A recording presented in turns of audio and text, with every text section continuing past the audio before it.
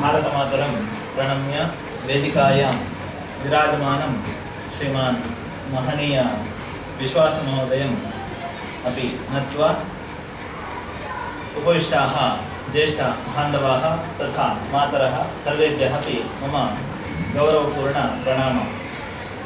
संस्कृत भाषायाः महत्त्वं यदि वयं ज्ञातुमिच्छामः तर्हि तत् वर्णयितुं कोऽपि न शक्तः। यत् पात्रे किञ्चित् पायसं ददाति, पात्रे किञ्चित् पायसं दर्शयित्वा पश्यतु एतत् पायसम् एतत् एवं रुचिकरं भवति, बहु मधुरं भवति तथा इति वर्णनं करोति चेत् पायसस्य रुचिः अस्माकं न ज्ञायते। पायसस्य रुचिं वयं यदि आस्वादनं कर्तुम् इच्छामः तर्हि पायसस्य सेवनं करणीयं, पायसस्य खादनं करणीयं। यदि पायसं खादति तर्हि पायसं भवतः शरीरं यदा रसनायां प्रविशति तदा तस्य रुचिः ज्ञायते, पायसम् इत्युक्ते एतत् इति। एवं संस्कृतम् अत्र अस्ति पश्यतु, एवं संस्कृतमस्ति इति वदति चेत् तस्य प्रयोजनं नास्ति। यदा संस्कृतं भवतः अन्तरङ्गं प्रविशति तदा संस्कृतस्य महत्त्वं ज्ञायते। यत् 10 दिनानि अत्र वयं संस्कृतस्य शिबिरम् एतस्मिन् 4 भित्तीनां मध्ये किञ्चित् पठितवन्तः, एतत् संस्कृतस्य अल्प रुचिः दत्तः। संस्कृतम् इत्युक्ते एवं संस्कृतम् एवम् अस्ति इति वयं किञ्चित् ज्ञातवन्तः। एतस्य अन्तर्भागे एतत् अत्रैव न भवेत्, एतत् बहिः गच्छेत्। एतत् यदि बहिः गच्छति, बहिः सहस्राधिकाः जनाः सन्ति, ते संस्कृतं पठेयुः। अस्माकम् एव एतावत् जनानाम् इति संस्कृतं नास्ति। संस्कृतम् अस्माकं द्वारा अन्येषामपि अवगमनं भवेत्, तेषामपि संस्कृतस्य रुचिः दातव्या। यदि तेभ्यः दद्मः तदा अस्माकम् अत्र संस्कृतपठनं सार्थकं भवति। अस्माकं कृते अत्र रहेज अपार्ट्मेण्ट् मध्ये महोदयस्य सहकारेण लघु सस्यम् आरोपितं, लघु संस्कृतसस्यस्य आरोपणं कृतं, तस्य पोषणकार्यम् अस्माकम् अस्ति। संस्कृतं तत्र अस्ति अत्र अस्ति इति न, संस्कृतम् अत्र अस्ति, अत्र मम समीपे अस्ति। यदा अत्र वयं सम्भाषणं कृतवन्तः तदा अस्माकं मनसि आसीत् संस्कृतं, सत्यम् अहमपि संस्कृतं पठामि, संस्कृतम् इति अस्माकं शरीरे किञ्चन रोमाञ्चनम् आसीत्। संस्कृतम् इति यदा शृणुमः, एतत् कदा भवति? यदा संस्कृतम् अन्तरङ्गं प्रविशति। वाक्यमस्ति, संस्कृतस्य सेवनं संस्कृताय जीवनं, संस्कृतम् अध्ययनं करोति चेत् जीवनस्य परिवर्तनं कर्तुं शक्नोति। संस्कृतं यदि प्रविशति जीवनस्यैव परिवर्तनं कर्तुं शक्यते। संस्कृतस्य महत्त्वं तथा अस्ति। एतादृश अवकाशः अस्माकं कृते अत्र लब्धः। परन्तु अस्माकम् आधुनिकजगत् कीदृशमस्ति? यदि पश्यामः, वयं दूरे यदस्ति, विदेशीयविचाराः यदस्ति तद् आवश्यकम् इति तत्पृष्ठतः गच्छामः। एतद् अस्माकम् इदानीन्तनस्थितिः अस्ति। परन्तु तद्विना वयं जीवितुं कष्टम् इति अस्माकं भावना अस्ति। कश्चन भिक्षुकः आसीत्, ग्रामे वसति स्म। ग्रामे तस्य कोऽपि बान्धवाः न आसन्, सः एकाकी एव आसीत्, तस्मात् तस्य गृहम् अपि न आसीत्। सः एकस्मिन् वृक्षस्य मूले वसति स्म। वृक्षमूले वासं कुर्वन् नित्यम् आहारम् आवश्यकं, तदर्थं दूरदूरं गृहमस्ति। गृहं गत्वा भिक्षाटनं कृत्वा पुनः आगच्छति, वृक्षमूले उपविशति, तत्रैव निद्राति, तत्रैव तस्य भोजनं, तत्रैव वासः। एवं बहूनि वर्षाणि अतीतानि। भिक्षुकः एकस्मिन् दिने मृतः।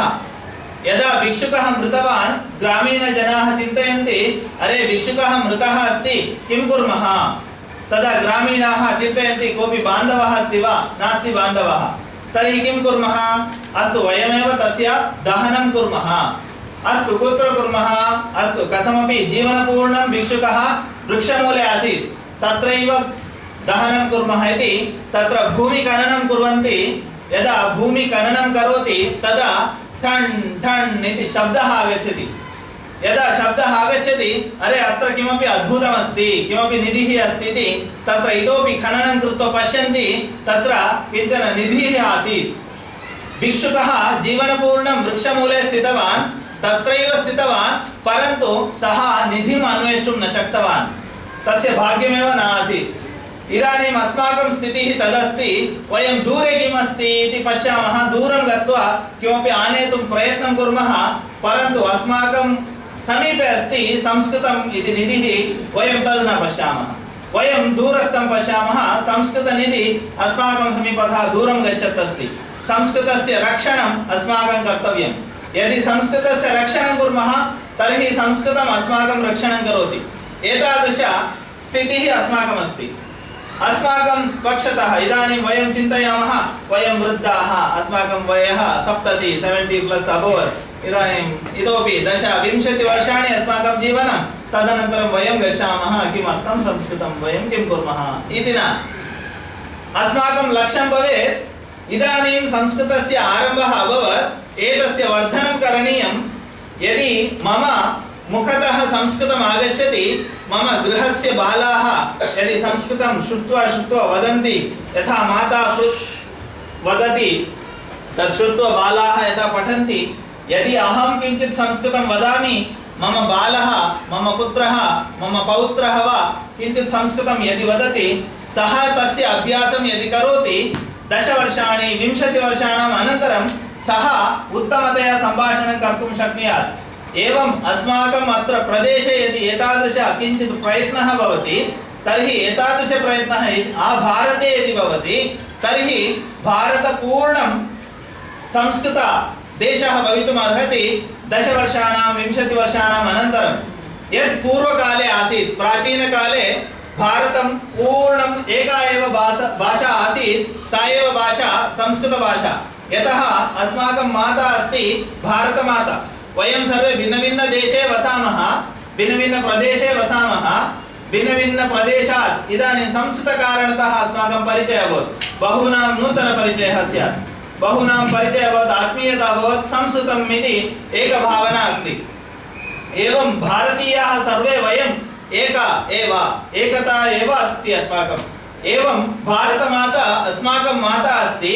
यदि वयं सर्वे एका एव अस्माकं माता यदि भारतमाता स्यात्, तर्हि मातृभाषा एका एव भवेत्, सा एव भारतीभाषा। सा एव भारतीभाषा। यदा तस्य परिष्कारः जातः, संस्कारः जातः, संस्कृतम् इति अभवत्। सा एव भारतीभाषा। यदि प्राचीनकाले वेद पुराण इतिहास यद् पश्यामः, तत्काले आसीत् संस्कृतभाषा, भारतीभाषा इति नाम्ना लोके प्रचारः आसीत्, सर्वे सम्भाषणं कुर्वन्ति स्म। तत्र तादृशकालः पुनः सन्निहितः। यद् भारततः विदेशीयानाम् आक्रमणकारणतः संस्कृतं नष्टं जातं, संस्कृतं मृतभाषा इति अत्र कश्चित् उक्तवान्। संस्कृतं मृतभाषा नास्ति, संस्कृतम् अमृतभाषा। तद् वयं सेवितुं न ज्ञातवन्तः, तस्मात् मृतं न ज्ञातम् इति वयं चिन्तितवन्तः। संस्कृतम् अमृतभाषा, तस्य सेवनं यदि करोति तर्हि एव तस्य रुचिः ज्ञायते, तस्य महत्त्वं ज्ञायते। तादृश भारतीभाषा अस्माकं भाषा अस्ति, संस्कृतभाषा। तद् अस्माकम् अधीने एव अस्ति, तद् दूरं नास्ति। वयं न जानीमः, हस्ते अस्ति, वयं द्रष्टुं न शक्नुमः। तादृशी स्थितिः अन्धता अस्माकम् अस्ति। तस्य दूरं कृत्वा संस्कृतस्य अध्ययनम् अस्माभिः करणीयं।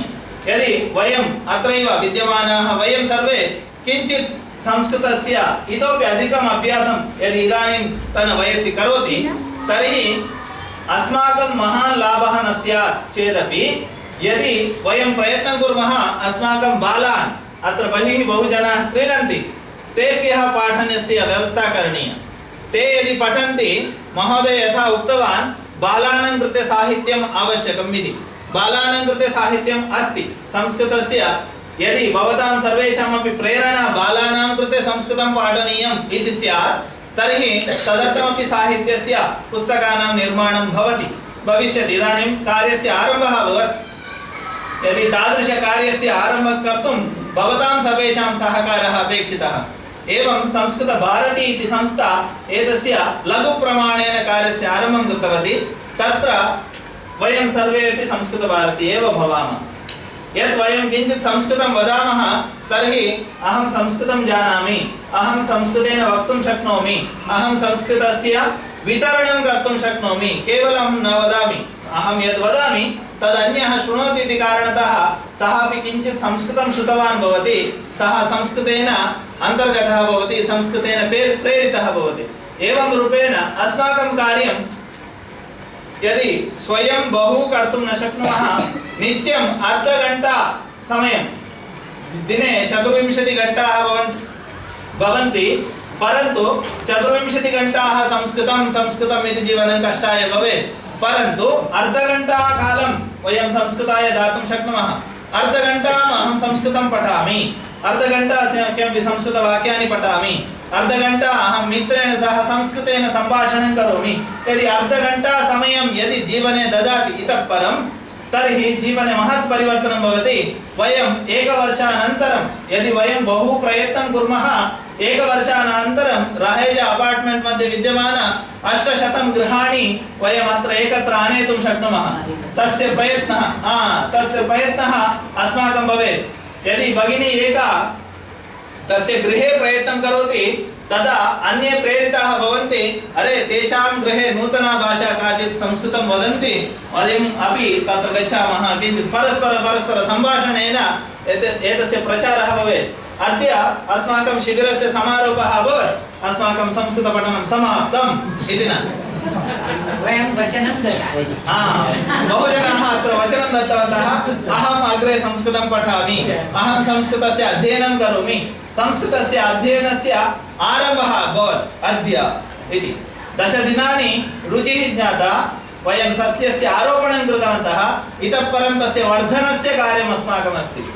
यदि वर्धनस्य कार्यं यदि कुर्मः तर्हि संस्कृतवृक्षः रहेजा अपार्ट्मेण्ट् पूर्णस्य आवरणं कुर्यात्। यदि तादृशस्थितिः यदि बेङ्गळूरुनगरे विद्यमान रहेजा अपार्ट्मेण्ट् मध्ये यदि भवेत् तर्हि अस्माकं जीवनं सार्थकं भवति। वयं यदा जीवनस्य अन्तिमकाले तत्र गच्छामः तत्काले एषः संस्कृतकार्यं कृतवान्, एतस्य स्वर्गलोकं प्रेषयति इति प्रेरणां ददाति। एतादृश महत्त्वमस्ति संस्कृतस्य। तदर्थं जीवने अर्धघण्टां दद्मः, दिनस्य अर्धघण्टां दद्मः संस्कृतार्थम् इति। प्रथमं किञ्चित् कालं वयं पठामः, अनन्तरम् अन्येभ्यः पाठयामः, तदर्थम् अस्माकं प्रयत्नः भवतु। अद्यैव वयं सङ्कल्पं कुर्मः, अहं संस्कृतार्थं किञ्चित् कालं ददामि, दिनस्य अर्धघण्टां ददामि, अहं संस्कृतसेवकः भवामि। एतादृशकार्यं कुर्वती अस्ति संस्कृतभारती। संस्कृतभारत्या सह भवतां सर्वेषामपि हस्तस्य योजनं भवतु, तत्कार्ये भवतामपि शक्तिं विनियोगं कुर्वन्तु इति लघुरूपेण अहं प्रार्थयामि। एतत्र सर्वत्रापि भवतां सहकारः यदि अस्ति, वयमपि भवतां कृते यथानुकूलम् अस्माकं सहकारेण संस्कृतं बोधयितुं शक्नुमः।